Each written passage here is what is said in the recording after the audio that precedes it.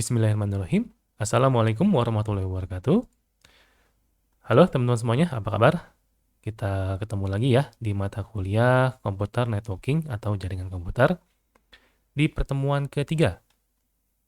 Nah, di pertemuan ketiga ini untuk informasi buat mahasiswa di sini ya yang ngambil mata kuliah saya saat ini, topik yang akan saya jelaskan di pertemuan ketiga dan keempat itu adalah satu topik tentang network management. Nanti saya bikin jadi dua bagian atau dua part. Ya, part pertama ini kita akan fokus bicara tentang manajemen hardware, kayak maintenance, ya, atau administrasinya. Nah, kalau yang part keduanya atau bagian keduanya, kita fokus di bicara cloud computing dan juga virtualization. Nah, sekarang kita masuk ke materi pertama di topik ketiga ini. Ya, akan jadi pembahasan kita adalah tentang manajemen hardware dan juga maintenance-nya bagaimana. Kemudian administrasi jaringan dan juga support-support di end user ya. Kemudian cloud computing dan virtualisasi. Nah, yang pertama itu adalah tentang manajemen hardware dan maintenance. Ya, jadi kalau misalkan kita bicara jaringan komputer, itu tidak akan jauh larinya ke atau hubungannya tentang maintenance ya, atau pemeliharaan dan pengelolaan perangkat keras. Ya, biasanya di jaringan itu identik dengan perangkat-perangkat keras kayak switch, kemudian router, hub, terus misalkan kalau pakai perangkat keras firewall, itu juga harus dilakukan tahap pemeliharaan, sampai dengan perangkat kabel-kabelnya juga ya, sampai dengan kabel-kabel yang ada di jaringan tersebut. Nah, tahap pertama itu atau rutinitas yang harus kita lakukan terhadap perangkat keras itu adalah pertama, kita harus sering bersih-bersih. Loh, Pak, kok kita kan belajar jaringan komputer? Kok kita belajar bersih-bersih ya? Nah, itu salah satu bentuk dari pemeliharaan hardware di dalam jaringan komputer. Ya. Apa sih pentingnya bersih-bersih itu? Ya. Pentingnya itu adalah ketika sebuah perangkat kotor, ketika sebuah perangkat itu banyak debu atau port-port di switch-nya itu udah banyak debu, akan menyebabkan performance dari perangkat tersebut akan menurun. Nah, makanya kita perlu melakukan pembersihan di sana. Ya paling enggak 2 minggu sekali lah, ya. Kalau seminggu sekali terlalu rutin ya, ya buat 2 minggu sekali atau 3 minggu sekali. Ya, nah kita harus membersihkan semua perangkat-perangkat jaringan kita. Ya, mulai dari switch, kemudian tadi ya saya bilang ya router, hub, kalau ada hub-hub, ya server juga termasuk di sana. Ya. Nah, dengan membersihkan perangkat-perangkat jaringan tadi secara rutinitas atau secara periodik lah ya, itu bisa membantu kita untuk mendinginkan atau apa ya, supaya perangkat kita itu tidak cepat panas. Kemudian juga untuk membuat tugas-tugas bagian pemeliharaan jaringan itu lebih mudah, bekerja lebih mudah. Ya, nah, seperti apa sih yang harus kita bersihkan? Yang pertama debu. Ya, debu itu harus dibersihkan. Nggak usah bicara maintenance jaringan deh. Teman-teman di sini atau mahasiswa di sini pernah nggak kira-kira melakukan maintenance atau manajemen, ya maintenance di komputernya atau laptopnya? Seberapa sering ngebersihin keyboard? Seberapa sering ngebersihin isi dari CPU-nya? Ya, dibuka, dibersihin motherboard-nya, terus slot-slot di RAM atau slot di VGA-nya itu pernah berapa kali saya tanya pernah ngebersihin itu. Ya, rutin tidak. Nah, jadi kalau ketika komputernya cepat panas, prosesornya cepat panas, nah itu salah satu pengaruhnya adalah debu-debu yang menempel di komponen-komponen perangkat keras kita. Ya, salah satu faktornya ya. Makanya debu itu harus kita bersihkan di perangkat-perangkat jaringan. Kemudian kipas. Ya, kipas atau ada ventilasi apa misalkan di ruangan jaringannya, itu juga harus dibersihkan. Nah, kipas di komputer kita juga punya kipas ya. Sok perhatikan, Di kipas kita itu kan debunya banyak banget.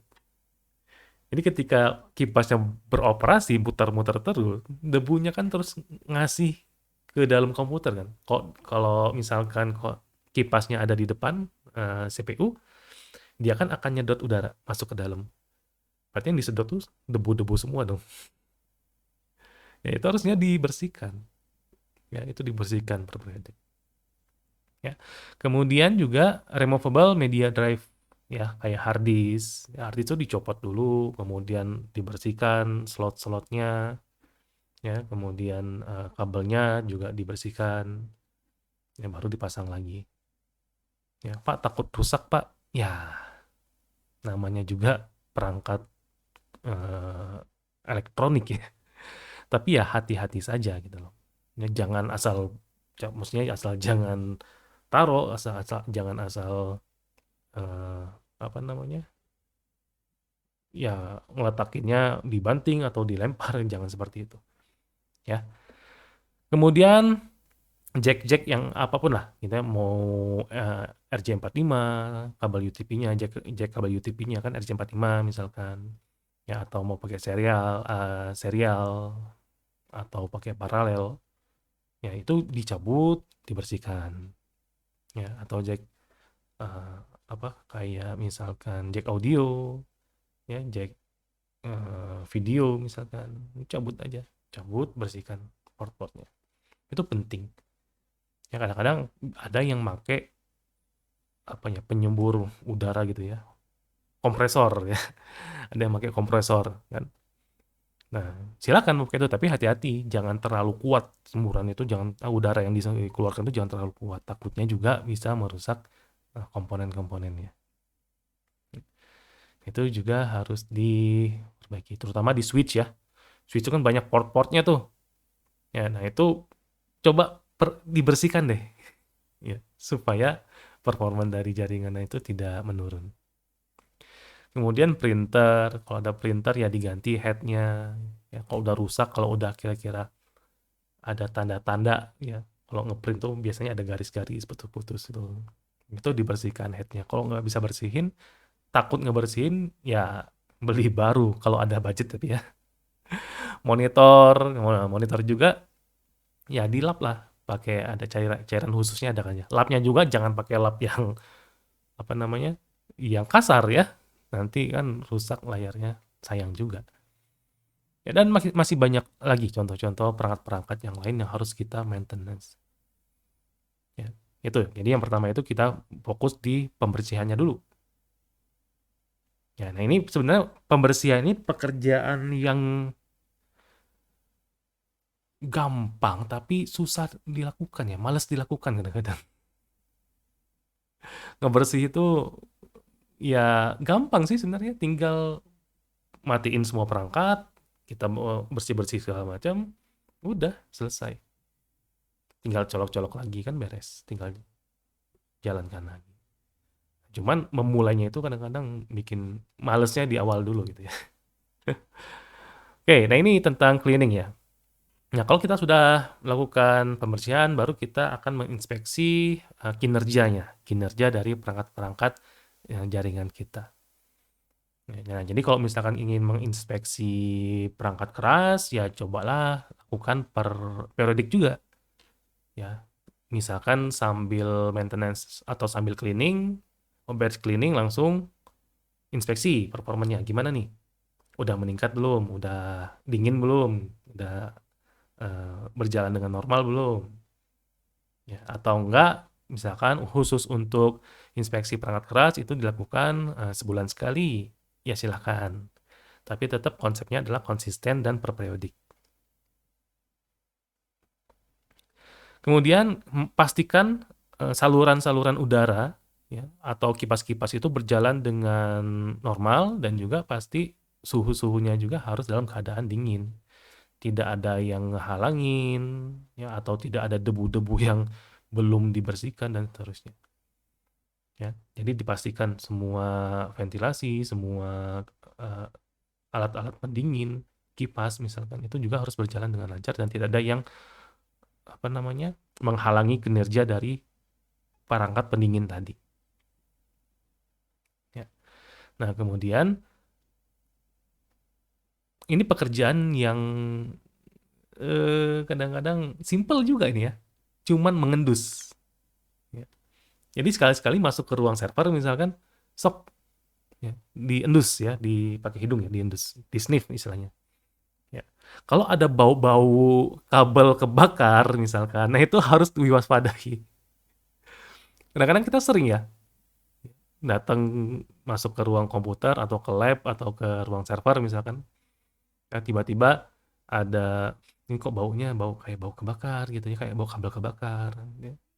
Nah itu langsung lapor aja gitu ya, artinya harus diinspeksi bener-bener, harus dicari tuh di sumbernya di mana baunya gitu ya. Beda bau kabel kebakar sama produk atau perangkat-perangkat baru, kabel baru itu. Ya.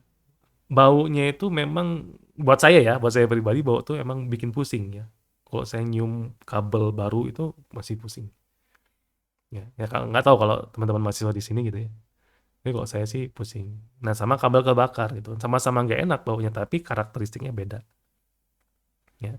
Nah kita cek ya, mulai dari kabel powernya di server atau di komputer atau di perangkat-perangkat jaringan lainnya. Kemudian kabel-kabel peripheralnya kayak misalkan kabel printer, kabel webcam misalkan, atau CCTV, IPTV dan seterusnya. Dan juga kabel-kabel jaringannya, ya pakai UTP, STP, koaksial atau FO itu dicek aja. Ya. Pertama dicek dulu ada yang kebakar nggak.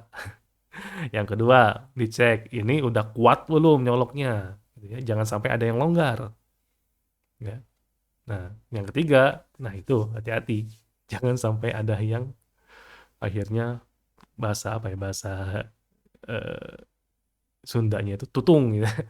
Bahasa Jermannya tutung. Ya, ada yang tutung nggak nih kabelnya? Atau ada yang digigit tikus nggak kabel-kabelnya? Nah, kalau misalkan di atas itu kan rada rada maksudnya kabel lewat platform itu kan rada riskan sama tikus. Kalau gedungnya aman dari tikus, no problem sih.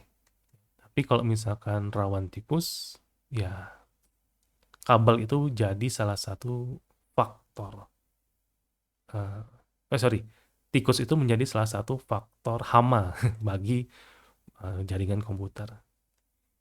Ya. Musuh utamanya itu kecuali pakai dilindungi ya, pakai apa? Tray kabel misalkan. Nah, insya Allah aman. Tapi wajib dicek ya, diperiksa. Itu kita inspeksi dari sisi performance-nya. Kalau sudah, nah kita cek firmware yang ada di perangkat-perangkat jaringannya. Kira-kira ada updatean terbaru nggak? Kalau ada updatean terbaru, langsung diupdate. Jangan nunggu lama. Karena kita nggak tahu ya apakah firmware baru itu ada patch-patch tentang keamanannya tidak. Jangan-jangan yang sekarang ini nggak aman, banyak hole-nya. Sehingga harus ada firmware baru supaya bisa ditambal misalkan. Ya, atau ada fungsi-fungsi yang bisa meningkatkan kinerjanya misalkan. Ya itu segera di-patch. Ya. Nah, biasanya firmware itu dia sebuah program yang disimpan di dalam chip biasanya ya. Contohnya BIOS. Nah, teman-teman tahu BIOS ya. Nah, BIOS itu kan disimpan di chip ya, di memori penyimpanan sementara. Ya. Nah, firmware juga disimpan di sana. Nah, caranya gimana, Pak? Ya kita cek aja ke website-website resminya si pembuat hardware tadi. Cisco misalkan, ya sudah kita cek ke Cisco-nya. Ada nggak router merek ini, seri ini mengeluarkan firmware baru? Kalau ada, ya udah kita download atau kita otomatis ya biasanya sih di-download ya. Di-download, kemudian diganti ya, ditimpa firmware yang diinstal. Ya. Nah, kalau misalkan firmware-nya sudah, baru kita coba akan berpikir dari sisi upgrading hardware. Ya, tapi ini opsional ya. Artinya ketika kita melakukan manajemen hardware, kita juga perlu memikirkan apakah hardware-hardware jaringan sekarang itu kira-kira perlu di-upgrade atau tidak. Ya, ada dua pertimbangan di sini. apakah sebuah hardware itu harus di-upgrade atau tidak. Yang pertama itu adalah berhubungan dengan isu-isu kinerja. Ya. Loh kok kinerjanya jadi nggak sebagus di awal ya, pas pertama kali beli ya. Loh kok ada port 5 nggak berfungsi ya? Loh kok saya ngirim data kok nggak sampai-sampai ke tujuan ya? Misalkan seperti itu. Ya. Atau bisa jadi permasalahan di perusahaan itu ada pengembangan aplikasi baru, di mana ketika pengembangan aplikasi ini ketika harus diimplementasikan di dalam perusahaan, maka harus didukung hardware-hardware yang sesuai dengan kebutuhan aplikasi. Maka harus di-upgrade juga. Ya. Nah, itu salah satu faktornya. Ya, salah satu faktor kapan kita harus upgrading hardware. Ya. Yang kedua, itu memang upgrading hardware itu dilakukan kalau misalkan teknologi-teknologi yang digunakan sekarang itu sudah semakin bagus, sudah semakin eh, maju lah, sudah semakin bagus, ya. Sehingga dengan perangkat-perangkat sekarang ini sudah nggak ke cover nih, misalkan, ya udah, gitu, kita ganti. Ya, bukan ganti sih, lebih tepatnya di upgrade ya. Kalau ganti itu kesannya, gitu ya. Ini perusahaan main ganti-ganti wae gitu ya. Yang istilahnya adalah upgrade hardware, ya. Seperti itu. Kemudian yang terakhir ya. Oh, masih ada nih. Kemudian yang berikutnya adalah repairing hardware. Kalau tadi upgrading, ya kita meningkatkan kapasitas hardware atau kita mengganti hardware dengan performa yang lebih baik. Nah, kalau yang ini adalah memperbaiki hardware. Jadi teman-teman yang nantinya di sini sebagai network administrator atau IT support harus bisa paling tidak memperbaiki perangkat-perangkat keras yang sedang berjalan saat itu. Ya, jadi bertanggung jawab ya, teman-teman bertanggung jawab terhadap jaringannya, termasuk perangkat keras di sana. Ya, jadi kita harus bisa menilai apakah kinerja dari perangkat keras itu yang saat ini ada masalah atau tidak. Apakah kemampuannya sudah menurun atau tidak, ataukah rusak atau tidak. Ya. Jadi sebelum perangkat itu rusak, harusnya kita sudah punya prediksi nih. Biasanya kan perangkat itu dia ngasih tanda-tanda sebelum rusak ya. Kalau hard disk misalkan, ini pengalaman saya lah. Kalau hard disk misalkan, ya, saya pernah mengalami hard disk saya rusak, ya, matot lah, gitu ya, mati total. Ya, tapi sebelum mati totalnya itu, ya, gejalanya tuh udah kerasa sebenarnya. Ya, read write-nya mulai lama. Kalau saya copy ke hard disk biasanya cepat, ini mah butuh waktu lama. Ya. Salahnya dulu saya tidak ngecek pakai aplikasi uh, buat ngecek bot sektor ya. Kalau saya cek dengan bot sektor mungkin ketahuan juga ya sebagai inputan informasi ke saya juga supaya harus segera diganti atau di backup dulu datanya.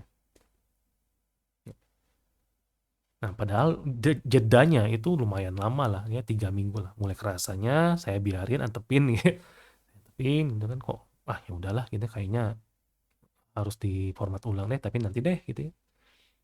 Lagi butuh data-datanya masih belum bisa di backup segala macam. Nah, sampai 3 minggu tiba-tiba ngeheng komputernya. Tek, nggak gerak sama sekali. Oh, ngeheng tekan tombol reset, booting, nggak mau. Ya. Hard disk is not detected atau is unknown gitulah istilahnya itu ada pesannya gitu. Sebelum masuk ke Windows-nya ya. Jadi pas di BIOS itu muncul teng. Alah, cek di BIOS ternyata nggak muncul hard disk saya. Udah. Ya, wassalam. Tapi anehnya kalau dialirkan dengan listrik masih masih kerasa muternya. Si piringannya itu masih kerasa. Ya hard disknya pakai hard disk ini ya HDD ya bukan SSD. Ya. Ini masih kerasa dia. Muter, saya pegang tuh masih bergetar kan, putarannya tuh suaranya masih ada. Tapi nggak kedetek sama sekali. Data saya semuanya di sana. Waduh gitu ya. Pusing. Ya. Nah itu kita punya teman-teman di sini, mahasiswa di sini punya kemampuan itu. Gitu ya. Artinya mendeteksi atau tidak memprediksi kira-kira kalau bisa sih diperbaiki. Cara memperbaiki sebelum perangkat kerasnya tadi itu rusak atau berhenti bekerja. Ya. Nah, yang perlu jadi pertanyaan nanti oleh teman-teman, kira-kira apakah perangkat itu masih di bawah garansi? Masih dalam waktu garansi. Kalau masih dalam waktu garansi sih aman, teman-teman mah mungkin langsung kasih aja nanti ke sana gitu ya.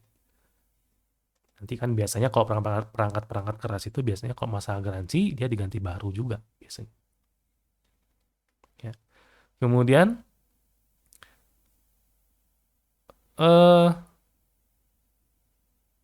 hubungan dengan biaya ya, ke efektivitas biaya. Lebih efektif ganti baru atau lebih efektif diperbaiki?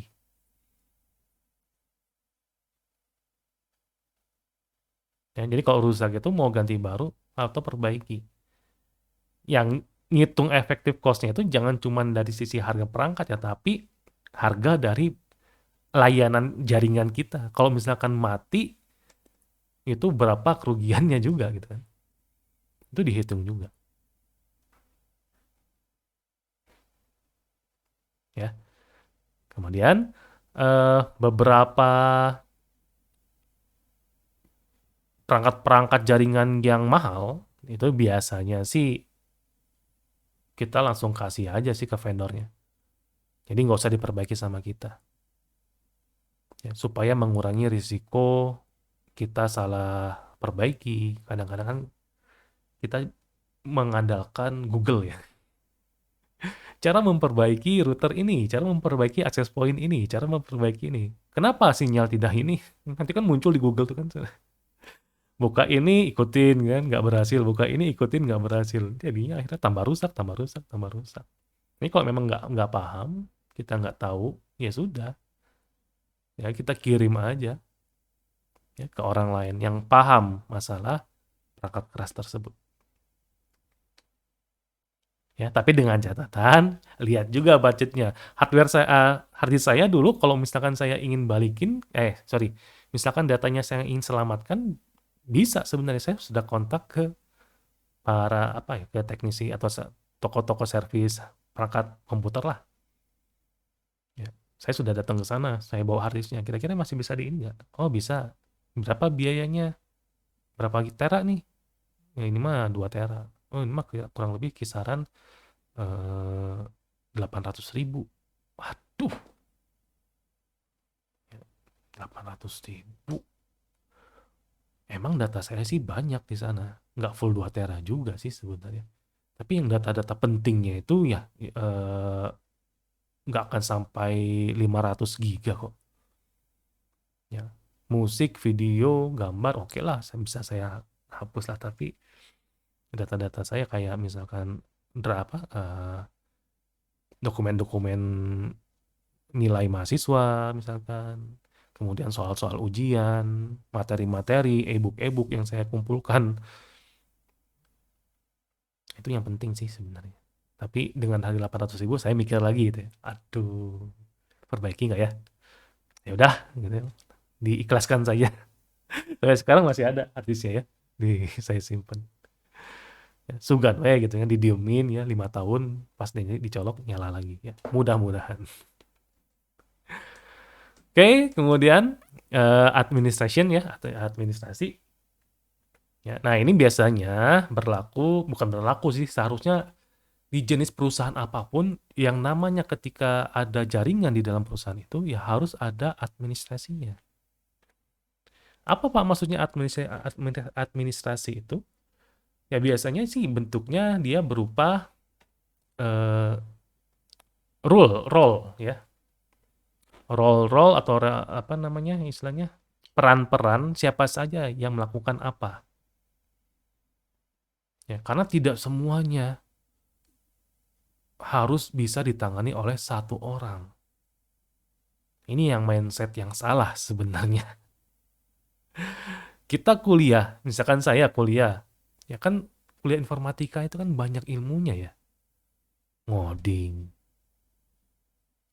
jaringan, kemudian IT, kemudian sistem informasi, IoT, security dan lain-lainnya. Kan banyak. Pertanyaannya kan kita memahami semuanya itu tidak. Ya kan tidak. Kita kan cuma nyari mana nih passion kita, mana nih yang saya suka di dalam ke semua varian ilmu di informatika. Oh, saya suka ngoding ya, pasti akan saya perdalami ngoding. Oh, saya suka jaringan, saya akan perdalami jaringan. Cuman permasalahannya adalah kalau saya pahami jaringan, kan saya tidak paham masalah aplikasi. Kalau ada masalah dengan aplikasi, saya kan tidak paham. Nah, di kita kebanyakan itu yang namanya IT support itu harus bisa eh, server ya, Windows, Linux, kemudian harus paham tentang database, harus paham tentang apa lagi ya, jaringan, ya, dan seterusnya. Oh, Superman banget. Nah, itu ya makanya administration ini adalah fungsinya untuk memilah-milah. Nah, biasanya kalau di perusahaan-perusahaan besar itu pasti akan lebih dari satu pegawai ya yang memang pekerjaannya itu berhubungan dengan tugas-tugas administratif jaringan. Ya, biasanya itu. Jadi misalkan bagian server ya ada orang yang khusus megang server. Untuk jaringan ada satu orang khusus yang megang jaringan. Jadi kalau ada masalah jaringan ya ke orang ini. Kalau ada masalah server ya ke orang ini. Kalau ada masalah bandwidth ya ke orang ini. Ya, jadi mereka semua punya pegangan-pegangan masing-masing, punya dedicate task-nya. Ya. Tapi di beberapa perusahaan kecil itu biasanya yang tadi saya bilang, karena memang terkendala sama budget, ya kalau misalkan harus rekrut 5 orang, harus ngeluarin sekian juta. Nah biasanya itu tugasnya atau role-nya itu multi multi role ya, multiple role. Jadi satu orang itu tugasnya banyak. Ya. Salah apa nggak salah gitu, nggak ada yang salah sih. Ya. Jadi tergantung tergantung kemampuannya deh. Tapi tetap bicara administration itu adalah kita harus bisa bagi-bagi peran tadi. Ya.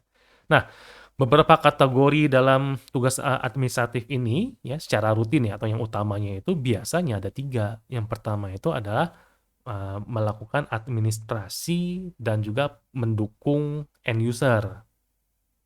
Jadi ada orang-orang yang memang atau perannya itu adalah untuk melakukan tugas-tugas administratif dan juga supporting para user-usernya atau pengguna-pengguna di kantor atau di perusahaan. Ada juga yang tugasnya itu berhubungan dengan workstation ataupun perangkat-perangkat keras. Misalkan ada penambahan perangkat keras, ya atau ada pengadaan perangkat keras, nah kemudian harus di-installing di dalam jaringan. Ya, atau misalkan, oh saya baru beli webcam nih, ya tolong dong pasang dong. Nah biasanya ada orang khususnya, ada bagian khususnya. Ya. Dan itu juga harus diadministratifkan. Ya, nah, yang ketiga itu biasanya maintaining system wide document. Berarti dia tugasnya adalah mendokumentasikan semua pemeliharaan-pemeliharaan yang ada di dalam sistem jaringan. Ya. Nah, contoh misalkan yang dokumentasi. Ya, ya dokumentasi ini sebenarnya ribet ya. Maksudnya saya nggak tahu ya. Atau hanya saya saja, tapi pengalaman saya kuliah, ya, teman-teman saya kuliah itu, ya tidak semuanya ya, tapi kebanyakan yang cowok itu paling susah buat dokumentasi. Ya, saya juga bingung gitu ya, kenapa gitu. Termasuk saya gitu ya. Kalau misalkan saya disuruh bikin laporan, misalkan ada tugas nih, bikin makalah. Gitu ya. Oke, bikin makalah. Oh, si Ganu serius gitu. Pas jadi 8 lembar. Beres Kang, beres Pak makalahnya. Tapi temen saya yang cewek itu bisa sampai 50 lembar gitu ya. Loh, kok bisa? Dari mana dia dapatnya gitu ya? Jadi dokumentasi itu pekerjaan yang sangat-sangat apa ya? Buat saya itu sangat-sangat membosankan sekali. Tapi dalam jaringan komputer, apalagi di masalah manajemen jaringan, dokumentasi itu tidak boleh terlewatkan. Harus dibuat. Karena kenapa? Karena tanpa dokumentasi yang lengkap, maka kita akan membuat orang-orang di bagian jaringan tadi itu akan bekerja boros, buang-buang waktu. Ya, kalau misalkan ada yang kerusakan, ya ada kendala apa, kalau nggak ada dokumentasinya, kita akan buang-buang waktu aja. Maksudnya buang-buang waktu ini adalah saya harus cari dulu ini siapa yang rusak, kemudian IP-nya berapa, ya, saya cek dulu ke komputer kliennya. Kan kita nggak mungkin nanya klien kan tanya user. Sir, IP-mu berapa, MAC address-mu berapa? Nggak ngerti kan mereka kan. Kita harus turun dulu misalkan ke lantai bawah, ya, ke komputernya cari IP-nya berapa, catat. Kemudian MAC address-nya catat. Ya, kemudian cek lagi kendala-kendala yang lainnya segala macam. Baru datang ke sana, baru dari ruang server dicek lagi. Ini gimana nih? Ya, dan seterusnya. Ya, kerjanya kan bolak-balik, makan waktu, makanya saya bilang boros, waste. Ya. Kalau ada yang masalah yang sama datang lagi ke komputer itu, kita kan nggak bisa ingat juga ini IP-nya berapa gitu kan. Mending kalau misalkan satu kantor itu ada 10 PC misalkan masih bisa lah kita ingat. Tapi kalau udah ratusan PC dan sudah pakai subnet cilaka. Ya. Makanya harus ada dokumentasinya dulu. Ya. Nah, termasuk juga ketika ada penambahan atau pengurangan perangkat-perangkat kerasnya. Jadi kalau misalkan ada mouse baru, ya, ingin diganti mouse lamanya dengan mouse baru, itu di dokumentasinya itu harus diupdate. Kalau ada penambahan ya harus ditambah. Ya, kalau ada pengurangan ya harus dikurang. Dan apa yang ditambah? Ya, ini harus jelas. Ya. Memang kalau kita buat dokumen yang bagus itu pasti akan butuh waktu, butuh effort, butuh waktu. Ya, pekerjaannya seperti itu dokumentasi. Tapi paling tidak dengan ada dokumentasi ini kita bisa mengurangi waktu-waktu yang terbuang tadi. Ya, seperti itu. Nah, kemudian administering and supporting end user. Jadi sebagai network administrator, ya, kalau teman-teman mahasiswa di sini nantinya insya Allah lulus, kemudian kerja sebagai network administrator, teman-teman harus bertanggung jawab terhadap sistem administrasi dan supporting terhadap para pengguna yang ada di perusahaan tersebut. Contoh misalkan, ya teman-teman eh, harus tahu bagaimana cara menambah, menghapus, dan juga mengganti akun di pengguna. Kalau ada pengguna baru, ya harus dibuatkan. Ya, untuk kepentingan keamanan misalkan. Ya, oh, ini kita baru rekrut pegawai baru nih, ada 15 pegawai baru. Oke, ya. Lapor ke saya dulu. Ya. Namamu siapa? Misalkan ya. Ya. Mana perangkatmu? Gitu ya. Oke. Nanti kamu kantor apa? Ruanganmu di mana? Di situ ada komputer kan? Oke, nanti saya akan buatkan usernya, user akunnya. Nah, kita bisa buat itu. Ya. Usernya ini, passwordnya ini. Kita dokumentasikan semuanya pokoknya. Kemudian kita kasih ke mereka. Ganti, udah sebulan, ganti passwordnya. Oke, ganti dengan ini ya. Ya, kita ganti. Jadi kita harus bisa membantu itu. Ya. Karena nggak semua user itu paham. Ingat ya, ketika teman-teman di sini kerja sebagai IT support atau network administrator, ingat, Tidak semua user itu paham tentang jaringan atau tentang alat-alat IT. Saya sampai detik ini masih nemu orang yang nggak tahu firewall itu apa. Ya. Boro-boro firewall. Desktop itu apa? Masih nggak tahu bedanya. Desktop itu apa, Pak? Masih ada yang seperti ini. Nah, jadi jangan anggap semua pegawai itu ngerti. Enggak, gitu. Itu salah. Pemikiran itu salah. Ya. Mereka itu justru anggap semua itu nggak tahu apa-apa. Jadi kita harus support mereka. Itu namanya network administrator yang bagus. Oke. Nah, atau menyediakan atau memberikan support-support teknikal, ya. Kayak misalkan install webcam. Ya, misalkan si user, Mas, saya baru beli webcam nih dari toko ini misalkan gitu, online. Mas bisa tolong ini nggak, installin nggak? Nah, oke, nanti saya ke sana ya, ya, bantuin. Jangan sambil baut gitu ya, nggak boleh, karena itu memang sudah tugas kita. Oke, nah kemudian juga harus bisa menambah perangkat-perangkatnya. Jadi kalau misalkan ada perangkat baru, ada switch baru, ya ada router baru, nah kita juga harus bisa menambah. Ini mau dipakai di mana, ditambah di mana, mau dicoloknya ke port berapa, kita itu harus paham. Ya. Kemudian yang terakhir itu ada menambahan apa namanya workstation dan peripheral device. Ya. Nah, di sini tugas kita tadi ya.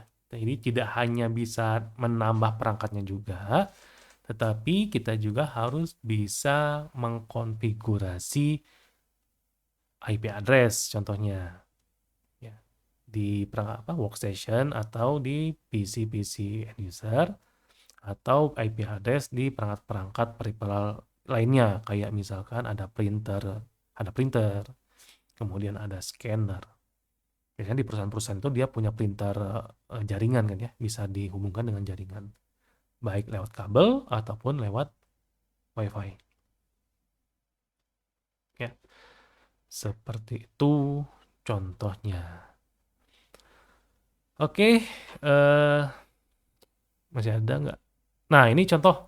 Ya, ternyata ketika teman-teman misalkan ya, wah tertarik nih Pak, ya, saya ingin menjadi network administrator misalkan.